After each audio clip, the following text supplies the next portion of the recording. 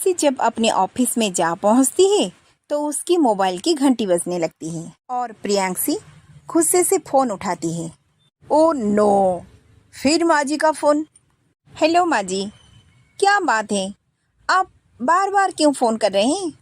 माँ जी, मैं अभी जस्ट ऑफिस पहुंची हूँ और आप ही की बार बार फोन किए जा रहे हो।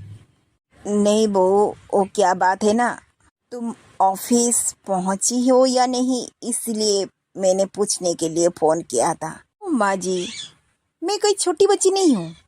देखिए, ऐसी ऐसी छोटी बातों पर आप बार बार फ़ोन मत कीजिए। वो क्या है ना बहू, तू फ़ोन उठा तो नहीं रही थी, इसीलिए मैं बार बार फ़ोन लगा रही थी। मेरे मन में तो कुछ और ही चल रहा था, कहीं तुम ट्रैफिक जाम में फंस ना गई हो और तुझे कोई परेशानी ना हो। कैसे उठा थी माँ जी, फ़ोन मेरे पर्स में था और मैं भीड़ में फंस गई थी। अब बताइए, किस लिए फ़ोन किया, जल्दी से बताइए, मुझे तो बहुत सारा काम है। नहीं नहीं, तुम अब ऑफिस में आराम से काम करो, मैं फ़ोन रखती हूँ। प्रियांशी झटक से फ़ोन काट लेती है। पर प्रियांशी की सास, वो तो बहुत अच्छे स्वभाव की थी। वो अपने दोनों बेटे और बहू की बहुत अच्छी तरह ख्याल रखती थी। प्रियांशी जॉब करती है तो वो पूरे दिन बाहर रहती है। वो अपना ऑफिस का काम संभालती है।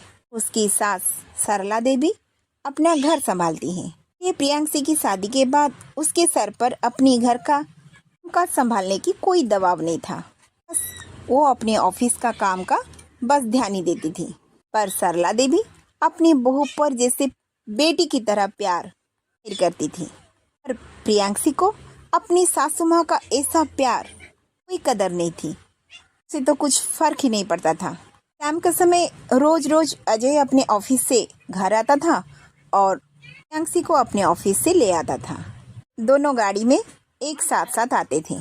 फिर बातों बातों में प्रियांशी अजय को बताती है, देखो अजय, मैं तुम्हारी माँ से तंग आ गई हूँ। तुम्हें पता है, मेरे ऑफिस के पहुँचते ही हमारी माँ मुझे बार बार फ़ोन करती हैं, इतनी परेशान करती हैं कि पूछो मत। देखो, मैं तो कहीं छोटी बच्ची नहीं हूँ, तो अपना ख्याल ना रखूँ। बात को लेकर ऑफिस तक बार बार फ़ोन करना, मुझे परेशान करना मेरे को अच्छा नहीं लगता। किसी की सासू माँ की वजह से प्रियांशी का हर काम आसान हो जाती थी, ये उसकी समझ के बाहर थी। क्योंकि प्रियांशी कभी सोचती भी नहीं थी कि उसकी सास जो भी कर रही है उसकी भलाई के लिए कर रही है। से तो अपने सासू माँ का प्यार हजम नहीं हो रहा था। फिर अजय और प्रियांशी दोनों फ्रेश होकर डाइनिंग टेबल पर आ जाते हैं। फिर सरला देवी उनके लिए लंच तैयार करके रखती हैं। फिर वो जब टेबल पर खाना लगाती हैं, प्रियांशी खाना देखकर कहती है, ये क्या माँ जी, फिर मेथी की आलू की सब्जी? माँ जी, आपको पता है ना, ये मुझे पसंद नहीं। और ये क्या, साथ में मूंग की दाल? ये, मैं कोई मरीज नहीं हूँ तो ऐसा खाना खाऊं? मुझे ये सब नहीं खाना। हो अजय, मैं अपने लिए पिज़्ज़ा ऑर्डर कर देती हूँ। पर बहू, घर का खाना पौष्टिक होता है, ये खाना तेरी सेहत के लिए अच्छा है। ठीक है, तुम अपना मनपसंद का पिज़्ज़ा खा लो, उससे तुम्हारे सेहत के लिए कोई विटामिन नहीं मिलेगी। तुम इतनी मेहनत करती हो, इसलिए तुम्हारे सेहत के लिए ये सब्जियां और मूंग की दाल बहुत अच्छी रहेगी। और ये बाजार की पिज़्ज़ा में ताकत ही क्या है। देखिए माँ जी, मेरी सांस है, माँ बनने की कोशिश मत कीजिए। मैं क्या खाऊं, ये क्या मुझे आपसे पूछनी पड़ेगी? कि मैं नौकरी करती हूँ और इतना कमाती हूँ कि इस समय जो चाहे मंगा कर खा सकती हूँ। अरे आप तो मुझे बहुत परेशान करके रखी हैं। और हाँ, ये मूंग दाल खाने के लिए आप मेरे पीछे मत पड़िए, मुझे ये नहीं खाना। बेटा, मुझे माफ़ कर दो, पर तुम खाना खाए बिना मत उठो। ओह, तुम अपने मनपसंद की पिज़्ज़ा मंगवा लो। बस प्रियांशी जो चाहती थी वो हो गया। फिर अगले दिन सुबह प्रियांशी जल्दी जल्दी अपने ऑफिस के लिए तैयार हो गई। जल्दी ऑफिस के लिए तैयार देखकर उसकी सास उसे कहती है, बहू, आज तुम इतनी जल्दी ऑफिस जा रही हो? हाँ माँ जी, वो क्या है ना, मेरी अर्जेंट मीटिंग है, इसलिए आज मुझे ऑफिस जल्दी जाना है। हाँ अजय, मैं ऑफिस के लिए निकल चुकी हूँ और कैब में चली जाऊँगी। आप मुझे छोड़ने की कोई ज़रूरत नहीं। अच्छा बहू, ऑफिस के लिए तुम सारा चीज़ संभाल के रख लिया ना? कुछ तो भूल नहीं गई? नहीं नहीं माँ जी, ने सब कुछ ले ली, आप चिंता मत कीजिए, मैं आ ही रही हूँ। फिर प्रियांशी ऑफिस में पहुँच जाती है। फिर 1 घंटे के बाद प्रियांशी की प्रेजेंटेशन शुरू होने वाली थी और प्रियांशी जब अपनी लैपटॉप ऑन करती है वो अचानक चौंक पड़ती है क्योंकि उसकी लैपटॉप तो बिल्कुल चार्जिंग नहीं था। लैपटॉप की चार्जर वो घर पर छोड़ आ गई थी। ओ माय गॉड, मैं अपनी प्रेजेंटेशन कैसे दिखाऊं? और थोड़ी देर में मेरी प्रेजेंटेशन दिखानी है और मीटिंग भी शुरू होने वाली है। क्या करूं? चार्जर भी नहीं लाई।